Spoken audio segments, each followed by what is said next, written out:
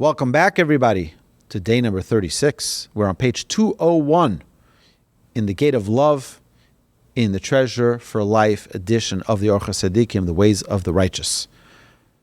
In the middle of the page, Ve'avas hamomon tiyeh al derech zeh, and additionally, we're talking about now using our misguided loves in the right way. Ve'avas hamomon tiyeh al derech zeh. So now someone who loves money, love your money so that you don't want other people's money. Appreciate what you have. Love your money, that's fine. But that doesn't mean you have to desire what someone else has. You don't have to steal and you don't have to cheat. And when you're careful with your money, you won't need charity from others. But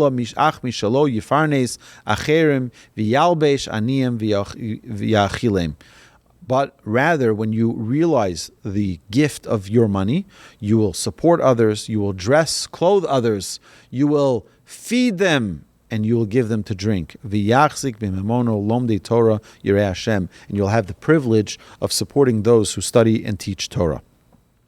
V'gam machmas oshro yifane atzmo iskei olam hazeh.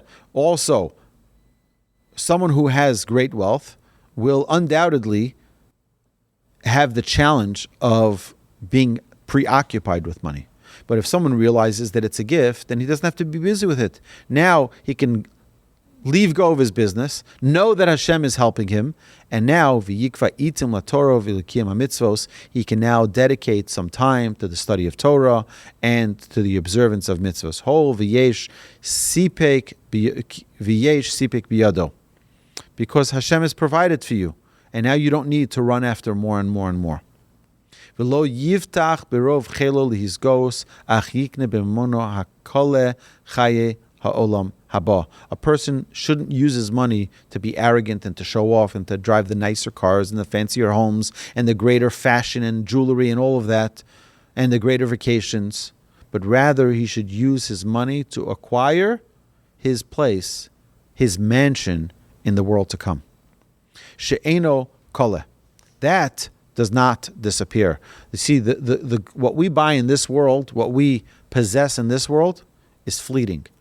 But the world to come, that's a worthwhile investment because that does not expire. Val derech zeh yohav memono. And in such a way, he can love his money. Love your money by doing things that are a greater investment than just investing in me right now, something which is fleeting. Ve'avas noshim. We spoke about the misguided love for women, where a person would go away from his path of Torah. A person can even be distracted and looking at things that are not appropriate. So, tiyeh al derech zeh. How do you correct this? Sheyachshov sho'isha mitziloso min hachet u'marchakto min haniyuf. What is the uba mikayim perivirivya? The love of woman should be as follows to the correction of it. He should bear in mind that she rescues him from sin. A wife, that's part of her job, is to protect her husband from lewd thoughts, and she keeps him from promiscuity. Through her, he fulfills the mitzvah of having children.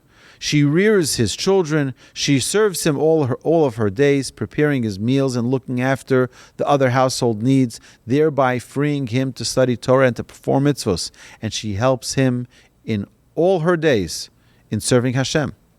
So she's not pulling you away, but rather pulling you towards the ways of God. And I would venture to say, I've met with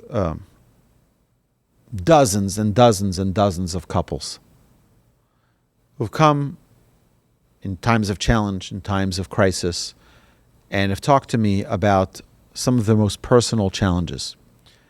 And I've found with almost without fail that every single time the women are on so much of a higher plane spiritually. I'm talking about light years ahead. And where they would do anything for their husband to be more holy, to be more godly. They will do anything for their husbands to go study Torah. I'm talking people who are not religious. If you can get him to have some morals, some values, to have some ethics, to have some righteousness, please, Rabbi, help me. I can't even tell you the amount of times I've seen this. So a person has to realize that that's the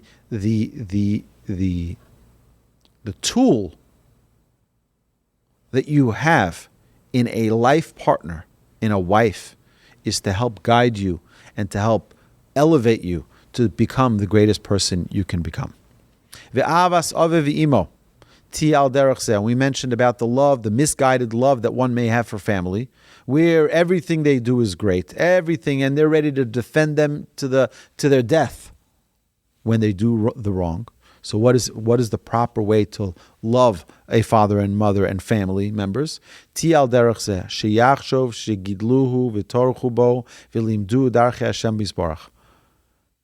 Parents raised you. The parents toiled and worked so hard, and they taught you the ways of God, or the ways that they thought was the right way to live life.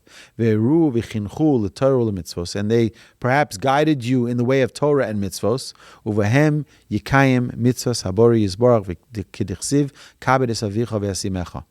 The proper way to love your parents is to fulfill the mitzvah of the Torah in Exodus 20:12 that teaches us to honor our father and mother.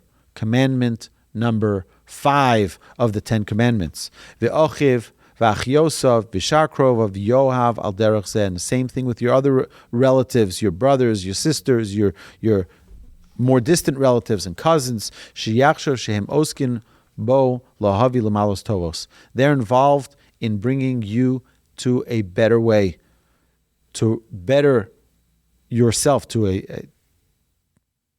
occupy yourself in a form of elevation.